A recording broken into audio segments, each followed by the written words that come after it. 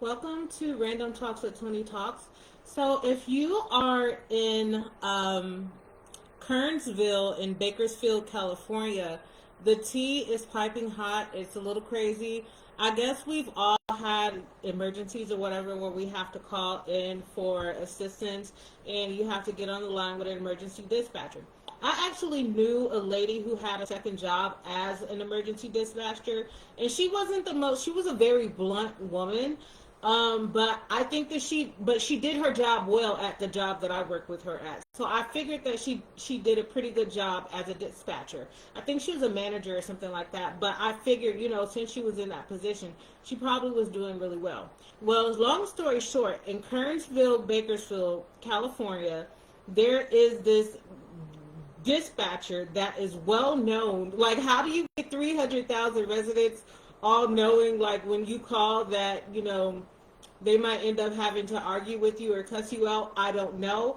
But her name is like Diana Ilzama or something in that area. And Bakersfield residents are having a field day right now where this probably will never make like the big news unless someone picks it up. But supposedly, she has a history of complaints where people are calling in. I guess one young lady called in for a fire and she told them, so somebody already called about the fire, why are you holding up my line? And then I guess one young man had a grandmother who was in an emergency, and the second he heard her voice, he was like, you know what, I don't have time for you today, Diane. I'm going to just take my grandmother to I'll drive my grandmother to the hospital instead of sitting here going back and forth with you trying to get assistance. So that is, I mean, you have to see it like here. Let me play it. There were a lot of comments recognizing who the 911 operator was. There wasn't a lot of stories. Can y'all please put stories? Try sharing an office with her. As a cop, I already know who it is. 300,000 likes. Oh my God, girl. Why? Why does everyone know who you are? I called to report a fire. She said, I'll give you the number so you can call the fire department. I'm like, Miss Girl, I'm calling you so you can send them ASAP. This the one. The way I've yelled at her. Not the cops, nurses, and paramedics agreeing. I'm a paramedic, we know. As a nurse at the hospital, we know who. I'm an EMS, and she's very well known, but has family in politics, so she'll never lose her job. Bakersfield, that's cool. So, I guess her connections are keeping her employed based off of that one statement. But I went and I saw like 3 videos where they were discussing this one specific person. So I feel bad for her because unless she really is just that terrible, you could be negatively affecting someone else's life, and that probably could follow her, especially with the online aspect of it where it's not private. Other people are going to talk about it. That means that this she can build a negative reputation that can follow her to other companies, and et cetera, et cetera. So I hope she's not that terrible, but from the countless stories and 300,000 people liking it out of Bakersfield, I don't even know what the population of Bakersfield is, but I was actually thinking about moving out there at one point in time, except for it was really like deserted and I didn't want to get stuck out there. But anyways, that's a whole nother story. I'm waiting till my internet catches up with what I'm saying. Okay, so the second story I have is for a young lady who tried to scam a cruise. So apparently there's a thing going out where people are running scams. So she supposedly paid for her ticket to go on the cruise. Then before the cruise, like before she boarded or whatever, she called in and reported the transaction as fraudulent and disputed the charge.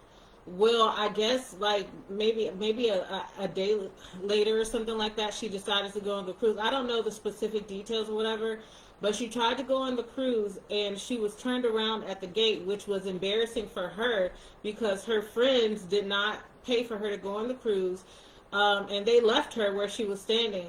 And my thing is, if you can't afford to go on these cruises, if you can't afford to, take these flights and different things like that, I know you don't want to miss out on the fun, but it's much better to just wait and to hold off until you can than to sit there and embarrass yourself and the people that you're going with trying to scam the system. The internet is improving. It's working a lot faster. These companies, you're believe it or not, you're not the first person who tried to scam a cruise line.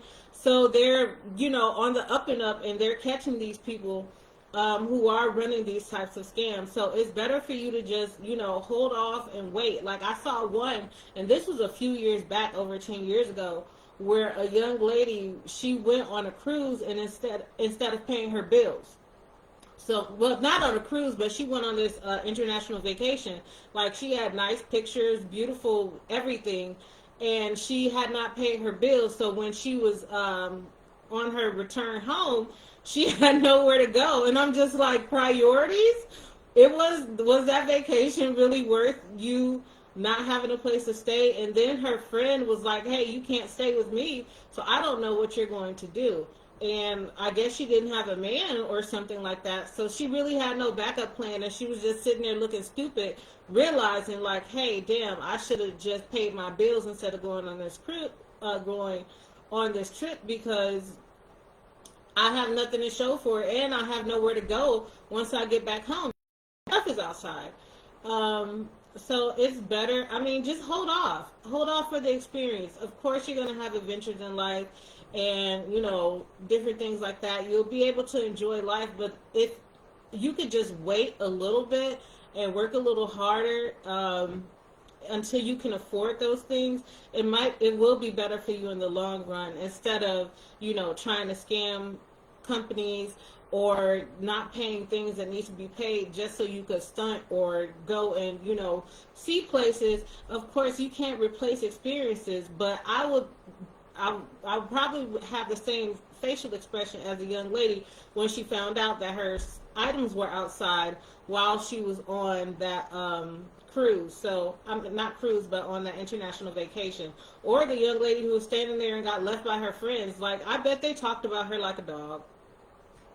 I bet they talked about that girl like a dog, like Keisha, whatever. You never know what her name was.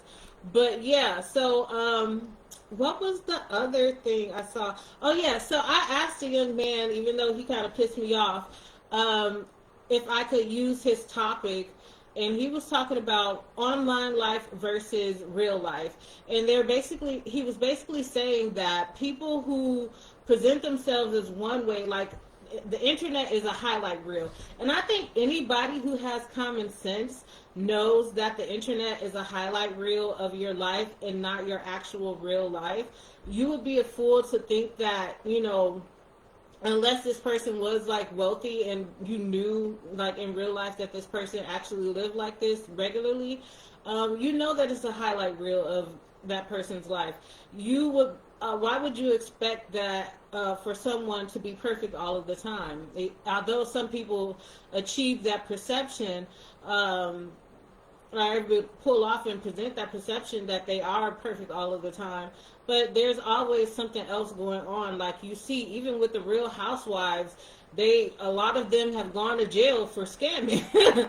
For bank fraud and all types of different things. So you have to, it's not worth it. It's not worth it. But for you to have logic as a person to see, when you see these things online, I was thinking about it in the aspect of, is it jealousy or envy? Like, why do you want to see someone struggle? Why do you want to see them having bad days? Like, I don't want to go on my timeline and see people having bad days. I don't want to go on my timeline and see somebody going through like this terrible struggle, unless I'm in a position to where I can try to help or provide them some sort of assistance.